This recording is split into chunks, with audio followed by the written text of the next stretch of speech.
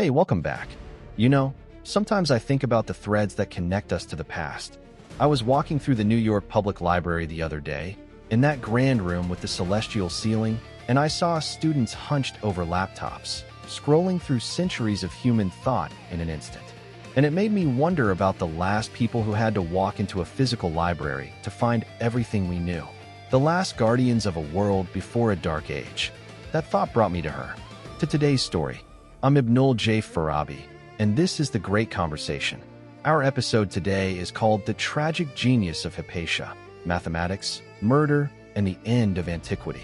And that's not hyperbole. Her death in March of 415 AD is one of those stark historical moments that feels less like a murder and more like a punctuation mark, a brutal, bloody full stop at the end of an era. So who was Hypatia? In the city of Alexandria, around the year 360, she was born into the last glow of the classical mind. Her father, Theon, was a renowned mathematician and astronomer, the curator of the legendary Library of Alexandria, or what remained of it. And Theon did something extraordinary for his time. He educated his daughter completely. In mathematics, in astronomy, in philosophy. He raised her, as the historian Socrates Scholasticus tells us, to be a universal person. And she surpassed him. She became the head of the Neoplatonic school in Alexandria, a philosopher in the purest sense, a seeker of wisdom.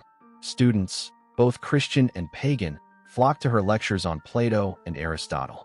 She dressed in the simple robe of a scholar, moved freely through the city as a teacher and counselor, and by all accounts, she possessed a formidable, razor-sharp intellect. She wasn't just a woman in a man's world. She was one of the preeminent minds of the Mediterranean world, period. She edited her father's commentaries on Ptolemy's Almagest. She invented and refined astronomical instruments like the astrolabe, and she wrote on advanced geometry. Her work was about mapping the cosmos, about finding the elegant, rational order behind the chaos of the visible world. But Alexandria in the early 400s was a city where that rational order was fracturing. This is the critical context. The Roman Empire was officially Christian. The old pagan rites were banned. And Alexandria was a tinderbox of theological and political factions, zealous Christians, entrenched pagan elites, and a powerful bishop named Cyril, who was consolidating his authority with a militant fervor. Hypatia, by virtue of her wisdom, her neutrality, and her immense public respect, found herself at the very center of this storm. She was a close advisor to the Roman prefect, Orestes. Orestes and Bishop Cyril were locked in a bitter power struggle for control of the city, a struggle between secular imperial authority and rising religious authority. And Hypatia, the pagan philosopher who counseled the prefect, became a potent symbol for Cyril's faction. She symbolized everything they saw as a threat: classical learning independent of church doctrine, scientific inquiry, and a public role for a woman that defied their prescribed order. The tragedy is that her murder wasn't a spontaneous act of mob violence. It was a deliberate political assassination, meticulously framed by character assassination. The smear campaign painted her as a practitioner of black magic, a satanic sorceress using her instruments and mathematics to bewitch the prefect Orestes against the Christians. In March of 415, during Lent, a mob of Cyril's paramilitary supporters, led by a church lector named Peter, dragged her from her chariot. They took her to a church called the Caesareum. They stripped her naked, and they murdered her with ostraca, broken pottery shards, the crude, everyday material of the ancient world. They then tore her body apart and burned the pieces. It was a ritualistic, horrifically symbolic killing meant to utterly erase her. And in a profound sense, it worked. They erased her body. They likely burned many of her writings. But they could not erase her echo.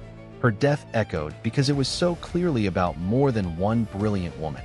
It was about the closing of a mental universe.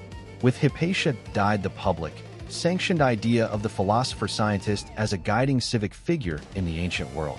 The great conversation of classical antiquity, that unbroken, centuries-long dialogue from Plato to Plotinus, conducted in the open, found one of its last voices silenced in the most brutal way imaginable. After her, the center of intellectual gravity shifted decisively to the monasteries and the bishops' courts.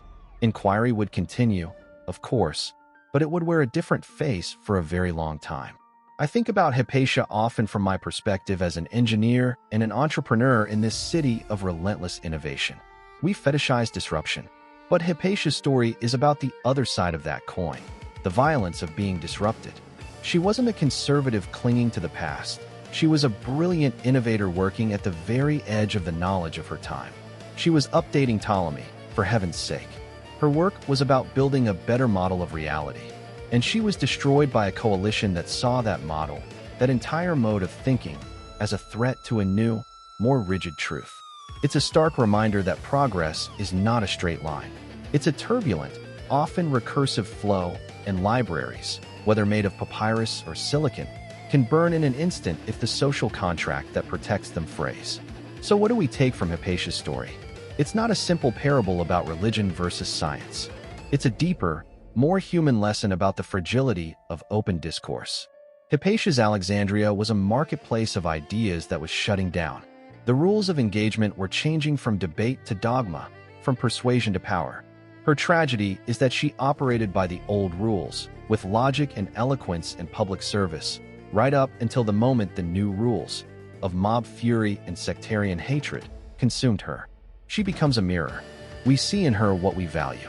The Enlightenment saw her as a martyr for reason. The Romantics saw a tragic heroine.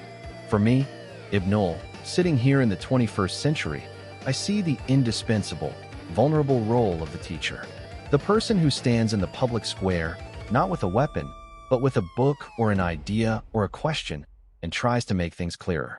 That role is always precarious. It requires a society that agrees, at some basic level, to protect it. When that agreement breaks, the first targets are often the most visible symbols of understanding, the people who traffic in complexity and nuance. Hypatia was that symbol. Her legacy, then, is a warning and an inspiration. A warning to never take the ecosystem of free inquiry for granted. It is a cultivated garden, always in need of tending. And an inspiration because, despite the efforts to obliterate her, she endured. She endured in the letters of her students, in the horrified chronicles of historians, and in the relentless human curiosity she embodied. We are still trying to map the cosmos. We are still refining our astrolabes, be they telescopes or particle colliders. And we are still, in our own ways, seeking to be universal people. Thank you for listening to this episode of The Great Conversation. If this exploration of a lost voice from antiquity resonated with you, please share it with someone else who loves history's deeper stories. For more from me, Ibnul J. Farabi, and the entire team, visit our home at Light Not Studios. https://www.lightnotstudios.com. Subscribe wherever you get your podcasts, and let's keep this great conversation going. Until next time, take care.